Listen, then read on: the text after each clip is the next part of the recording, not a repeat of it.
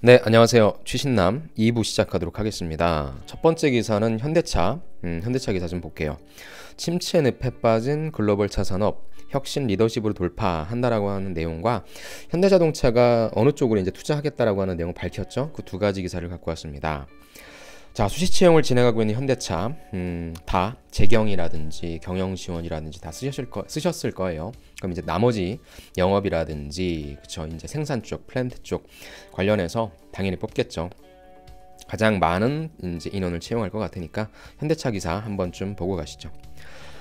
정의선 대표이사 선임 의미입니다. 지난 연말에 세대 교체 인사를 했고 수소, 그 다음에 전기, 자율주행차 등 미래차에 과감히 투자할 뜻이다 라고 하는 겁니다. 쭉쭉 갑시다. 자, 현대차 사정은 그나마 낫다고는 하지만 안심하기는 어렵다. 현대차는 지난해 3분기 품질 이슈가 발생해서 사상 최악의 영업 실적을 거뒀다.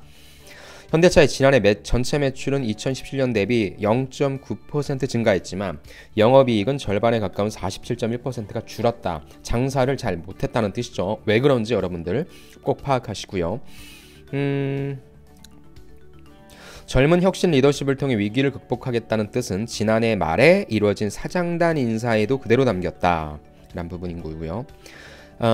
정수석 부회장은 사장단 인사를 통해 최측근 이건 됐고, 그 다음에 R&D를 오랜 기간 이끈 양웅철 부회장과 권문식 부회장은 고문으로 위촉했다 됐고, 그 다음에 지영조 알버트 비어만 부사장을 사장으로 승진시키면서 그룹의 미래를 준비하고자 한다. 이 내용이 좀 중요하죠.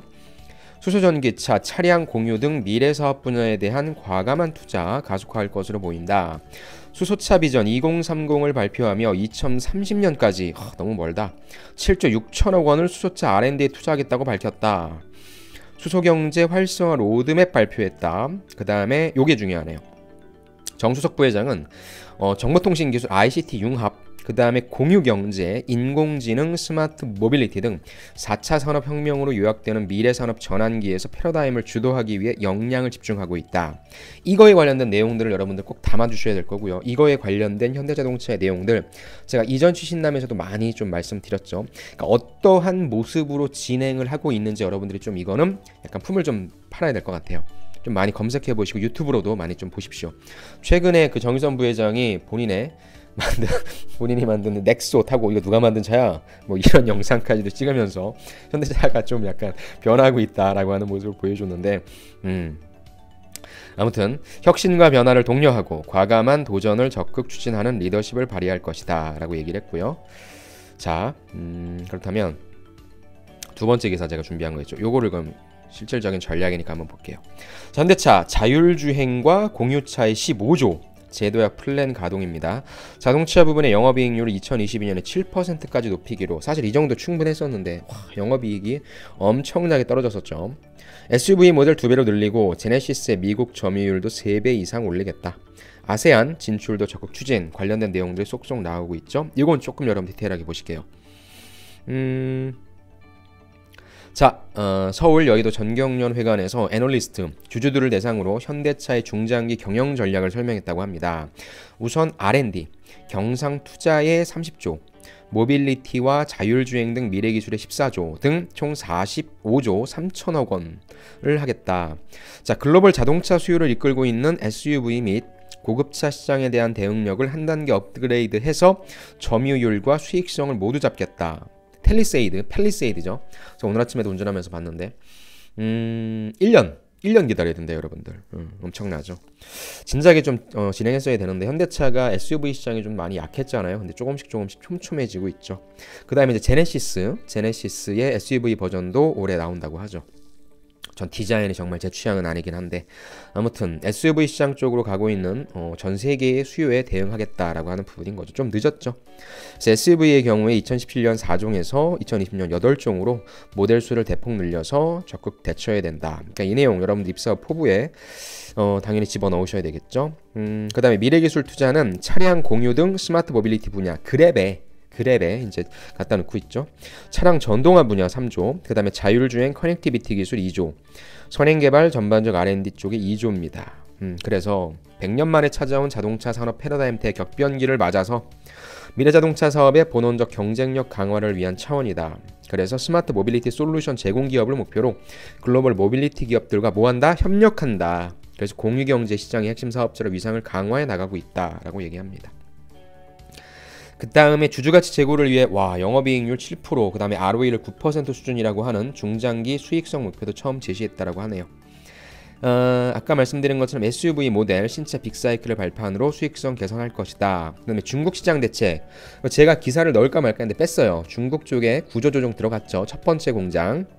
그 다음에 아세안 신규 시장 진출도 적극적으로 많이 나오고 있죠. 인도네시아 이런 쪽 많이 좀 진출하고 있다.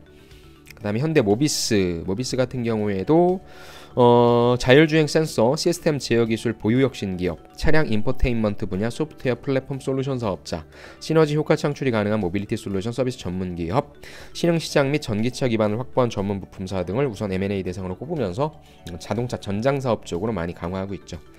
자, 현대자동차 제가 이제 강의 갈 때마다 많은 친구들한테 얘기하는 게 뭐냐면 현대자동차처럼 앞으로 큰 변화를 겪을 기업은 없을 거다. 그래서 여기를 좀 적극적으로 참여해라. 근데 여러분들은 현대자동차가 워낙에 어렵다 보니까 지원을 좀 많이 안 하시려고 하더라고요. 근데 제가 누누이 말씀드리지만 자동차 산업은 완전 변할 겁니다. 여기도 나왔었죠. 100년 만에 겪는 대격변기라고 하잖아요. 그래서 자동차만 제조하는 그런 회사로서의 모습이 아니라 다양한 회사들과 이제 협업하면서 정말 스마트 모빌리티, 우리가 상상할 수 없었던 다른 비즈니스가 많이 이루어질 겁니다. 그런 면에서 여러분들 자동차 회사 현대자동차에 꼭 지원하시면 좋을 것 같고요. 수시 채용이라든지 뭐 이제 사무 공간, 현대차 그 GBC죠. 그쪽도 만들면서 이제 뭐 사무 공간, 그다음에 뭐 직급 이런 것들에 대한 대대적인 개편이 있을 것 같아요. 그런 것들에 대해서 여러분들이 조금 좀 긍정적으로 보고 있고요. 좀 지원하셔서 꼭 여러분들 들어가시면 좋을 것 같습니다. 이제 이 통으로 갈게요. 초일류 ICT 기업 되겠다. 이건 MWC에서 각사들이 이제 좀 정리한 기사로서 제가 갖고 왔습니다. 자, 5G로 글로벌 무대에서 우뚝 초일류 ICT 기업 되겠다. 자, 각사입니다. 자, 먼저 SK 갈게요. SKT 5G 시대를 앞두고 MNO 통신이죠. 미디어, 보안, 커머스 등 신사업을 확장하겠다. 그죠? 통신이 기반은 되는 쪽으로는 다 갈 수 있다는 거죠. 인공지능, 데이터 역량 강화에 집중 투자해 왔다. 그래서 5G 시대는 SK텔레콤의 ICT 산업 주역으로 거듭나는 기회가 될 것이다. 5G는 모든 산업과 일상을 초혁신할 것이다. 그래서 초일등, 초혁신, 초ICT 기업 다 초자를 다 붙이네요. 뭐하냐? 고품질 콘텐츠 제작 계속 말씀드렸죠. 자, OTT 옥수수, 그 다음에 지상편합 OTT 푹을 통합하기로 했다. 또 케이블 업체 팁으로도 합병한다고 했다라는 거죠. 그래서 양질의 콘텐츠를 제작해 국내 콘텐츠 산업 생태계를 활성화하고 글로벌에서 인정받는 한류 콘텐츠를 만들겠다. 일단 그것까지 했죠. e스포츠 제가 1탄에서 보여드렸던. 또 5G 킬러 콘텐츠로 증강현실, 가상현실을 줄먹게 실감형 콘텐츠 확보에 주력한다라는 거죠. 그 다음에 여기 나오죠. 그래서 스마트 팩토리, 그 다음에 스마트 콤플렉스도 구축한다는 방침이다라고 해서 제가 이전 취신남에 스마트 오피스 구축한 거 SKT 사옥에다가 그것도 하나 기사 올려드렸으니까 좀 보시고요. 그 다음에 요걸 볼게요. 이거는 한번 쭉 여러분 보시는데 여기에 타이틀로 되어 있는 거. 자, 박정호 SK텔레콤 사장은 나이엔틱, 매직리프 등 글로벌 AR 기업과 손잡고 초인류 혁신 서비스 선배한다. 어떤 내용인지 파악하시고요. KT 쪽은 자율주행과 스마트 팩토리, 5G 플랫폼 사업자로 거듭난다고 합니다. 플랫폼 사업자가 뭐예요? 5G라고 하는 걸 기반으로 다양한 곳들의 다양한 산업들을 지원하고요. 그 안에서 다양한 비즈니스를 만들어낸다는 게 플랫폼 사업인 거죠. 5G 요금제는 적정 수준으로. 자, LG유플은 5G 시장에서 1등 하겠다. 4달까지 수도권의 5G 기지국 15,000개 구축하는데 화웨이 이슈가 좀 있긴 하죠. 똑같습니다. 근데 제가 봤을 때는 SKT가 가장 많이 집중하고 있고요. B2B나 B2C 쪽으로. KT 같은 경우에는 여기 나온 것처럼 자율주행 스마트 팩토리에 집중하고 있는 것 같고요. LG유플은 콘텐츠에 좀 집중하고 있는 것 같습니다. 그래서 관련된 내용들 여러분들, 이 기사는 MWC를 딱 정리해 놓은 기사니까 요거는 꼭 픽해놓고 여러분들 가져가시기 바랍니다. 13번째 카드사죠. 카드사 참 옛날에 재밌었는데 요즘은 힘들죠. 생존위기의 카드사 빅데이터 사업 허용 요구다. 수수료이나 경쟁 심화로 고사 상황 내몰린 카드 업계 대책회의 열었는데 렌탈할 수 있게 해줘라. 외환 규제 완화 등 12개 건의안을 당국에 전달했다. 이거 좀 크게 볼 수 있을까요? 자, 카드업계 위협하는 환경변화. 일단 카드 가맹점 수수료 인하로 수익성이 악화된 것이 가장 크죠. 자, 핀테크 업체의 지급결제 시장 경쟁 격화. 여러분들 다 페이 쓰시죠. 정부가 페이 후불 결제 허용에 카드 장점이 희석됐다. 그렇죠? 기준금리 인상 압박으로 자금 조달 비용 증가했고, 그래서 순이익이 계속적으로 좀 떨어지고 있는데 고사 상황이라고는 생각되지 않습니다. 자, 그래서 여기는 뭘 하자고 하냐면 이거잖아요. 빅데이터 사업을 위한 명확한 규정 마련이 핵심 의지로 떠오를 전망이다. 현재로서는 빅데이터를 상업적으로 활용하기 위한 명확한 법적 근거가 없다라고 얘기했는데, 뭐냐면 카드사 여러분들 뭐가 있습니까? 여러분들의 개인정보들, 어떤 내역들을 쇼핑하는지에 대한 모든 게 다 들어가 있잖아요. 어마어마한 정보들이죠. 제가 늘 또 강의할 때 말씀드리지만 저는 가장 재미있는 비즈니스를 할 수 있는 쪽이 물류 쪽과 카드 쪽일 것 같아요. 왜냐하면 정보가 엄청 많잖아요. 택배 회사들은 여러분들이 무엇을 시키고 무엇을 먹고 무엇을 사는지 다 알고 있죠. 또 그걸 결제하는 카드사들도 엄청나게 알고 있죠. 그게 다 빅데이터지 않습니까? 소비자들이 뭘 좋아하고 뭐에 반응하고 언제 어디서 무엇을 구매하는지에 대한 정보만큼 좋은 빅데이터가 어디 있습니까? 사업하기에 좋은 빅데이터가 어디 있어요? 그거를 가지고 이제 사업하겠다는 거죠. 그래서 저는 카드사가 엄청나게 성장할 수 있다고 보는데, 지금은 수수료만 가지고 먹고 사는 이런 시장이지만 4차 산업혁명 시대 가면서 데이터를 가지고 사고 팔 수 있게 되면서 그런 일을 가지고 어떤 사업을 진행한다? 엄청날 것 같습니다. 그런 관점에 좀 봐주시죠. 다음 SK이노베이션, 이거 그냥 한번 갖고 와봤어요. 배터리 회사죠. SK이노베이션 배터리 야망 헝가리 또 1조 투자. 2차 유럽 공장 상반기 착공한다. 2020년께부터 본격적으로 양산한다.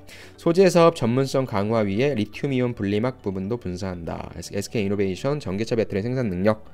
그 다음에 LIBS, 립스 생산 능력. 그래서 SK이노베이션이 회사의 미래 먹거리로 키우는 전기차 배터리 사업을 강화하기 위해 1조 원 투자해서 유럽 지역 두 번째 배터리 생산 기지를 건설한다. 또 시장이 급성장하는 리튬이온 배터리 분리막 등을 생산하는 소재 사업 부문은 자회사로 분사해서 전문성도 강화한다라고 하는 내용입니다.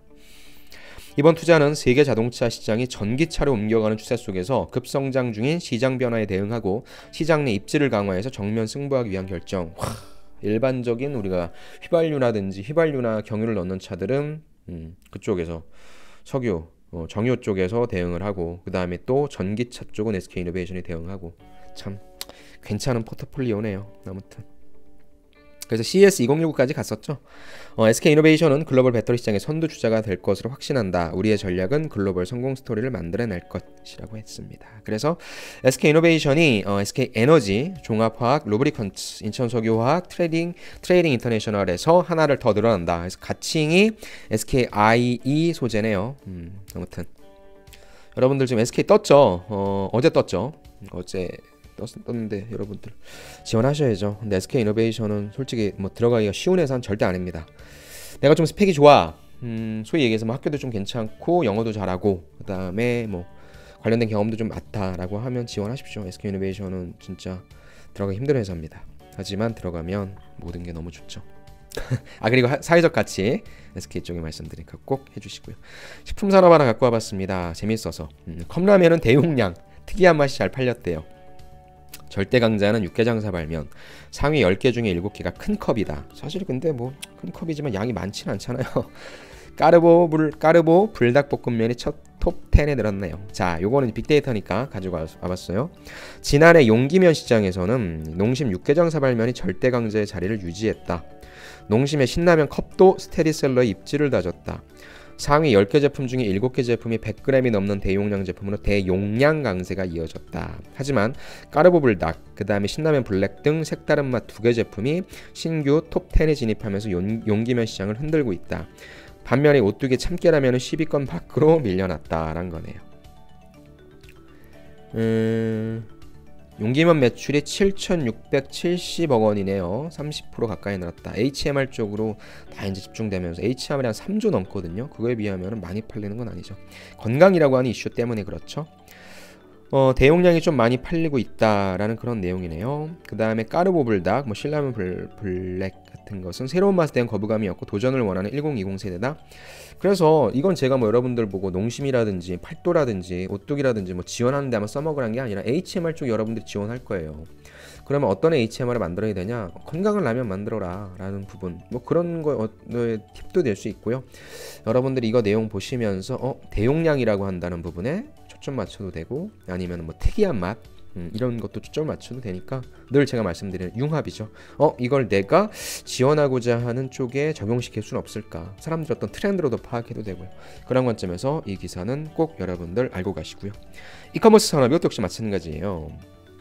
오늘 우리 면접을 보는 땡땡아, 오늘 위메프 면접 보는데, MD 면접 보는데 잘 보렴. 내가 얘기한 거 그거 꼭 기억하고 잘 보고 꼭 합격을 하길 바란다. 제가 이 기사도 줬는데 뭐냐면 메이크샵이 80개 쇼핑몰을 분석했네요. 월 평균 주문 금액 건수 1년 전보다 20%가량 증가. 이게 결론인 거예요. 뭐 쉽게 담고 자주 산다. 온라인 쇼핑몰에서는 놀이하듯 쇼핑몰을 둘러보며 상품을 장바구니에 담고 앱을 통해 쉽게 결제하는 고객이 크게 늘어난 것으로 나타났다. 이게 트렌드란 거죠. 이커머스 쪽에. 그래서 여러분들 이커머스 쪽 지원하실 때 이런 내용들을 담아주셔야 돼요. 이게 트렌드다라고. 자, 코리아센터 2018 쇼핑몰 성장 리포트 발간했다네요. 이거 여러분들 다운받으시면 다운받으세요. 빨리 검색하셔가지고. 자, 메이크샵을 통해 사업 중인 쇼핑몰을 판매 품목별로 13개로 구분했고요. 그 다음에 80개 쇼핑몰을 분석한 결과라고 하네요. 전체 매출이 늘었는데 평균 객단가는 감소했다. 평균 객단가가 67,000원에서 64,000원으로 떨어졌다는 의미는 한 번에 조금씩 자주 산다는 고객이 많다는 의미다. 쇼핑몰에 회원으로 가입하고 물건을 주문하는 회원 주문율도 소폭 감소했다. 회원 가입하지 않아도 네이버, 카카오 등 SNS를 통해 간편 구매하면 포인트를 쌓을 수 있기 때문으로 분석된다. 그러니까 제가 이전에도 말씀드렸지만 이커머스가 뭐예요? 회원을 가입하는 유료 회원 서비스, 구독 경제로 가는 거죠. 그렇게 함으로써 비록 회원 가입에 10,000원이고 뭐 3,000원이고 돈이 들었다고 한다면 그 이상의 훨씬 더 혜택을 주는 거죠. 그 다음에 사람들이 이렇게 간편 결제로 간다라고 하니까 최대한 결제 시스템은 단순화시켜야 되겠죠. 쇼핑몰 카테고리별로는 요가복이 조강세였다. 여성분들이 좀 많이 구매하시나 보네요. 요가복 쇼핑 전문 쇼핑몰은 주문 건수, 방문자 수가 1년씩 급증했고요. 이게 또 워라벨이라고 하는 시스템, 그런 어떤 사회적인 제도와 또 맞물려서 자기 개발에 투자하는 사람이 많다는 거죠. 자, 결제 전에 구매 의사가 있는 상품을 모아놓는 장바구니에서도 흥미로운 결과가 나왔다. 여성 의류, 아동복, 주얼리 등은 장바구니에 쉽게 담는데 사지 않는 비율이 80% 이상이라고 하네요. 남성 의류나 슈즈 등 담으면 절반 정도는 구매하는 상품에 비해 결제를 포기한다. 비싸니까 그러겠죠 아무래도. 아무튼 메이크샵 홈페이지에서 무료로 내려받을 수 있다고 하네요. 업종별 상세 데이터는 유료로 판매한다고 하는데 뭐 우리가 유료까지 볼 필요 없고 무료로 빨리 여러분들 받으시기 바랍니다. 마지막이네요. 거시경제. 안 좋다. 반도체 쇼크 아쿠아일로 수출 가격 물량 동반 추락입니다. 부정적인 상황인데 한번 어떤 내용인지 볼게요. 수출 석 달째 줄었다. 지난달 11% 감소했네요. 중국 시장 위축에 반도체 수출량이 급감했고 유화 쪽 유가 상승에도 부진했다. 원래 유가가 상승하면 유화 쪽은 좋거든요. 근데 부진했다고 하네요. 연간 수출 마이너스 가능성. 2월 수입도 12.6% 곤두박질. 불황형 흑자 우려 목소리 커지고 있다. 어떤 내용인가 볼게요. 석 달째 구꾸러진 수출에 수입까지 무너지면서 무역 한국의 위상이 휘청이고 있다. 그럼 왜? 그게 중요하죠. 물량 기준으로 2월 수출은 지난해보다 3.2% 감소했다.